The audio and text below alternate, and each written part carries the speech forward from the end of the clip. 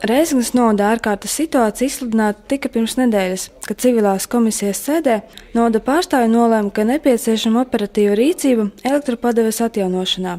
Pagājušajā nedēļā novadā bez elektrības dzīvoja te 3000 klientu. Nedēļas laikā situācija ir uzlabojusies, tāpēc novadā ārkārtējā situācija ir atcelta.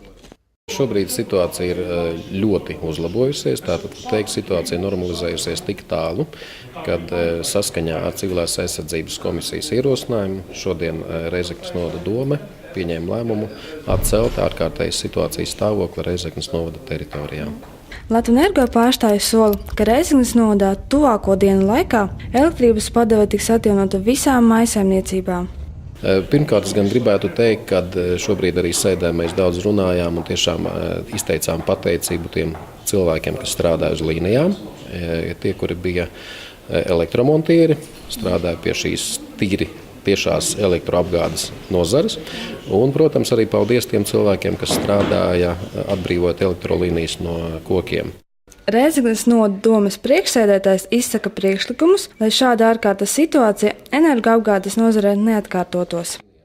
Šobrīd, runājot par elektroapgādi, mēs jau esam vairāk kārt arī norādījuši, ka ir jāsakārto normatīvā aktu bāze, kas skar pirmkārt elektrolīniju aizsargjoslu regulējumu. Nav viennozīmīgi arī jārunā vienkārši par elektrolīniju aizsargjoslu paplašināšanu, bet tiešām elastīgi jāskatās, kurā vietā tas ir vajadzīgs, kurā vietā tas nav vajadzīgs. Šāda situācija, kad Rēzeknes novadā elektropiegāde tika traucēta te jau 3 nedēļas, bija pirmo reizi. Elektrības traucējumi radīja nopietnus finanšu zaudējumus kā uzņēmējiem, zemnieku saimniecībām, tā arī pašvaldībām.